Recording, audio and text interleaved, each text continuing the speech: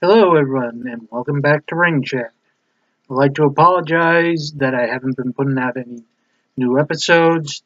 Originally, the plan was to showcase OVW and Ring of Honor and various other independent wrestling federations. Problem is, if you watch my last video on OVW, at the time they weren't posting any new episodes. They revamped their website and are now airing episodes, not webis, well, webisodes, episodes through their website through YouTube. Also, I wanted to do NWA Smoky Mountain, but due to the YouTube monetization problems currently, NWA Smoky Mountain are not posting full episodes. They're pretty much just posting individual matches or interviews, hyping up their shows. Hopefully, this will get taken care of. I am going to be doing Ring of Honor, OVW, and also CWF Mid Atlantic out of the Carolinas. They're a good wrestling company, part PWI, similar to the NWA. But let's get down to what you came here to watch. We are taking a look at OVW episode 923. Apollo versus Reverend Stewart Miles was the opening match. Reverend Stewart Miles, good wrestler, but I didn't care for this match. All it was just to fill time, nothing really spectacular, pretty much a squash match. Um, Not a big fan of Reverend Stewart's finishing move, the baptism bomb, which is a claw hold combined with a choke slam, pretty much. And Reverend Stewart is pretty much a cruiserweight, and he's doing this to Apollo, who's a rather large guy, so it's not a very good finisher for a man his size. Pretty much, currently, Reverend Stewart's in the middle of a feud with Jay Dawson, who's been tormenting him and playing mind games. Basically, he came out around the end of the match and taunted Reverend Stewart. At the end of the match, after Stewart wins with the baptism bomb, Stewart comes out of the ring and confronts Dawson. Dawson whispers something into his ear and runs backstage. The announcer, Ron Head, tries to interview Stewart to get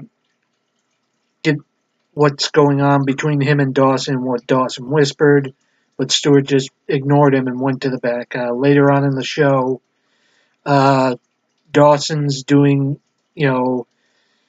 a group meeting with people who need help, something that Reverend Stewart has done on past episodes, and pretty much, you know, when he bursts into the room, he grabs Dawson and threatens to beat him up in front of the group that he apparently didn't notice, even though he came out from right behind him. I guess he was so angry he ignored everything everything, including those people there. Pretty much, Jay Dawson says, "Do you know what a self-help group is?" And Stewart goes, "Yeah, I used to." And before he could finish, Dawson cuts him off. "No, you don't." And pretty much, is telling him that he's going to show him as the fraud that he is, and that he's full of bull. And this is leading up to the Saturday night special, May 13th, at the Davis Arena. Cheap plug there. Later on, next match. Actually, no, not a next match. We have an interview with Kevin Giza, who lost the OVW Southern Tag Team Championship with his tag team partner Billy Ocean to the Bad Boys Club. Ocean was injured, and Giza was given a title rematch with a partner of his choosing. Giza pretty much said, I don't care who I have to find, even if I got to pull an audience member out for a tag team partner. I'm having a match tonight. After he said that, the Bad Boy Club comes out with Jesse Bell Smothers, who I just love She is so batshit crazy, and I love her for it. I mean, just wonderful. You know, the expressions on her face. Oh, mwah.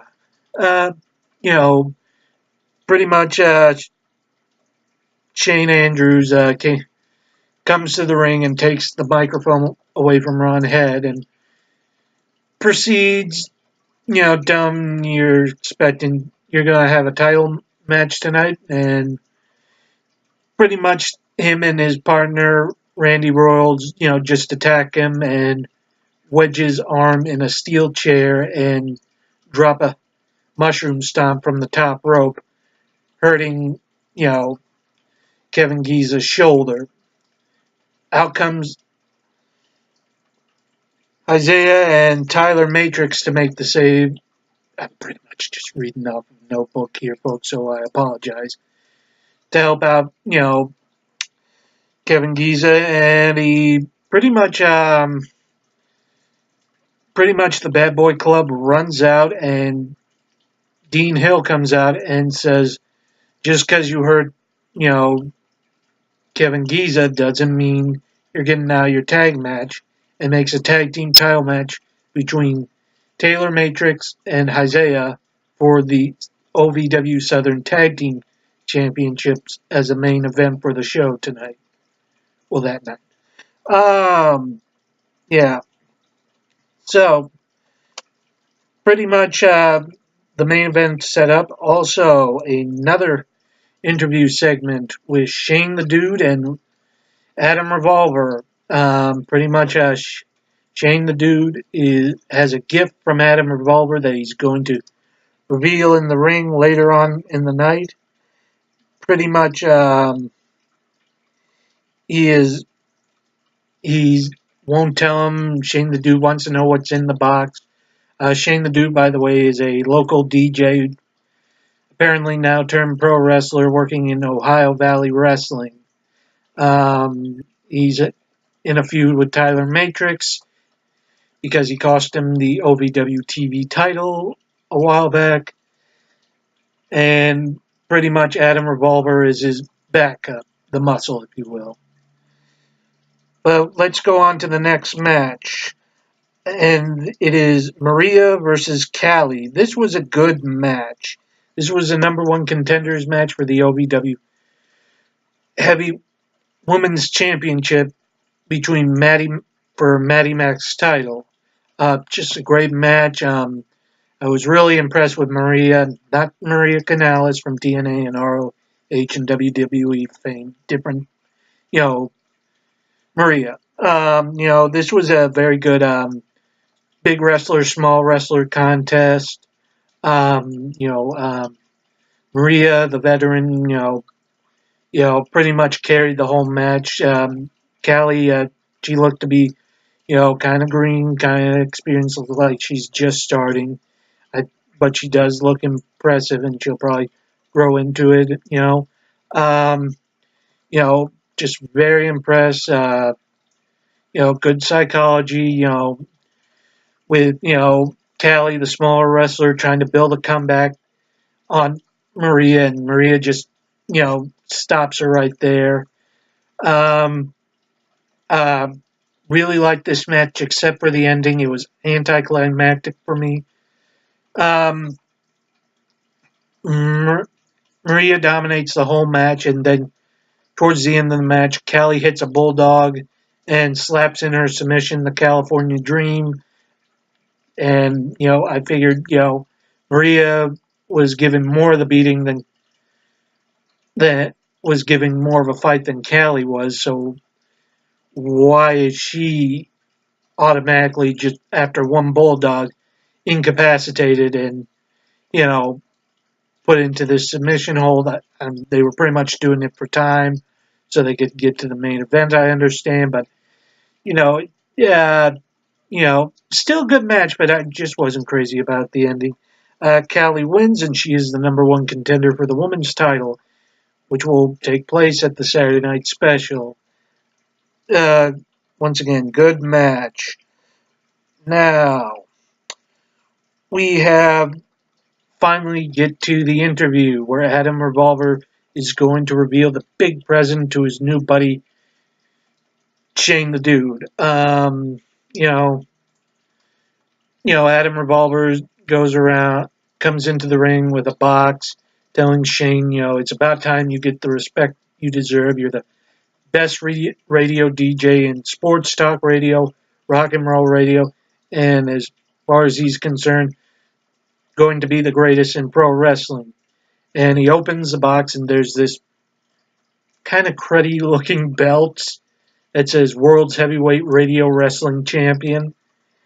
And it looks like one of the crappy belts that you buy off of highspots.com. If you don't know what I'm talking about, go to highspots.com, go to belts, and look up their custom belts, and you'll understand what I'm talking about. Adam Revolver decrees that, Shane the Dude is now the radio wrestling heavyweight champion of the world. At this time, Tyler Matrix comes out and pretty much, gives his grievances about how him and Adam Revolver have been costing him the TV title. And, Shane the Dude just mocking him, telling him, I beat you for the title, which he didn't. It was somebody else who beat it, Shane, Tyler Matrix for the title, but he did have a hand in it. So Tyler Matrix says, well, as you're a champion, I want to challenge you for the radio championship.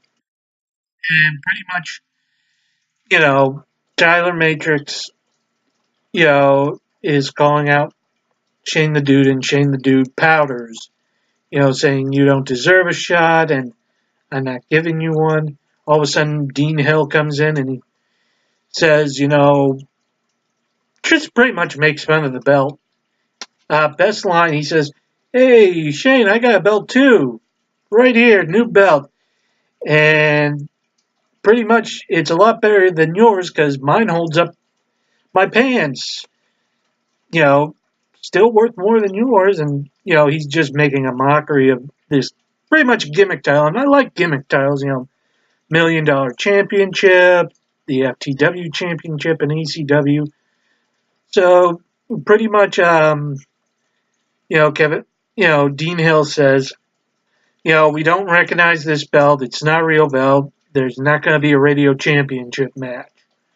But what I will do is give you a match between you and Adam Revolver, and it's going to be a lumberjack match.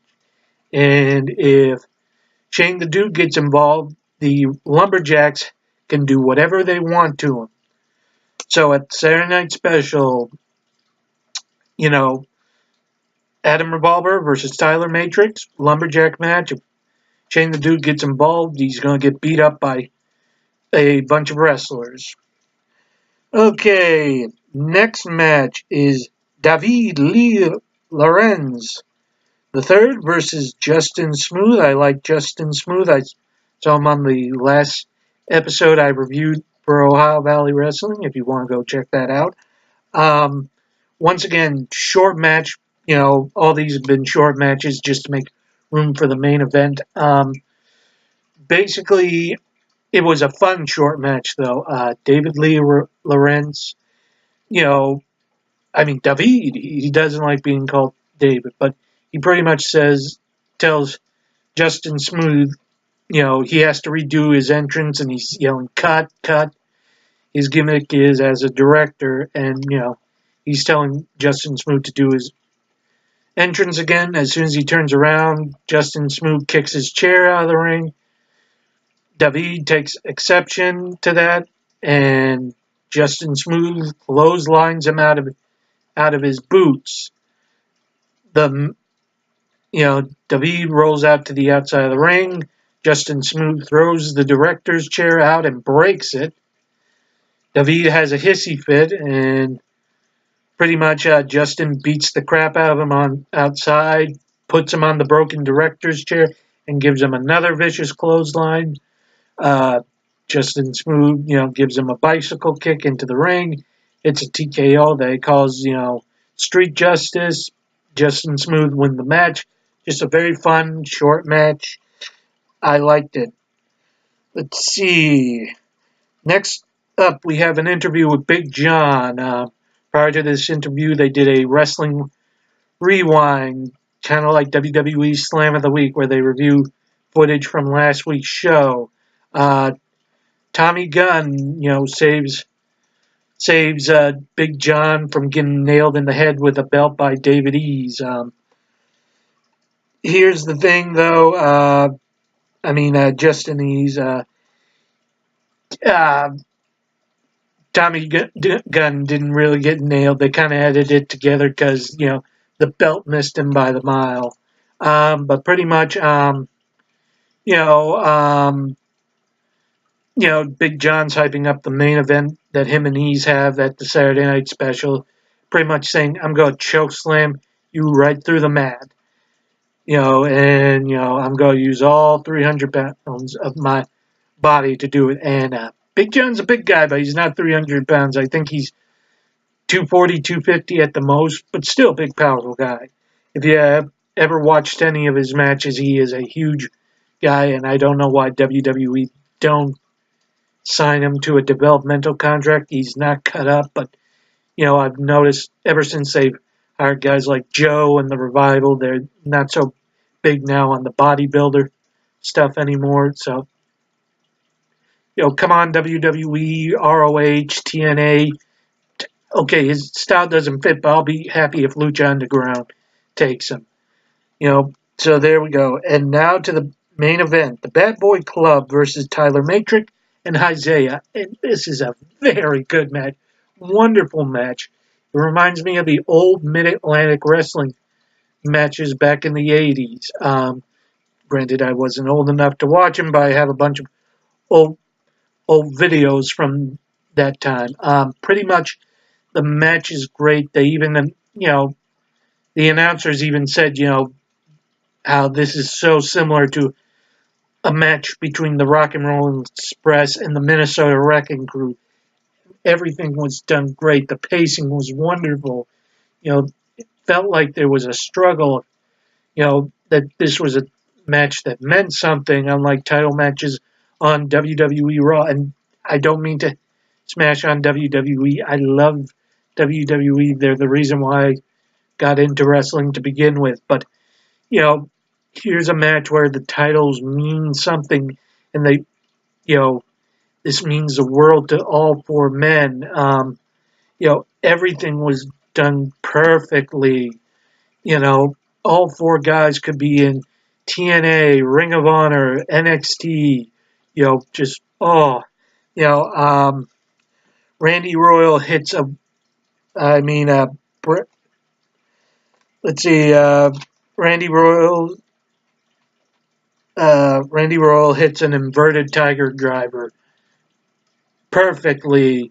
A mushroom stomp by Brad Shane. Oh, it's just wonderful to watch. I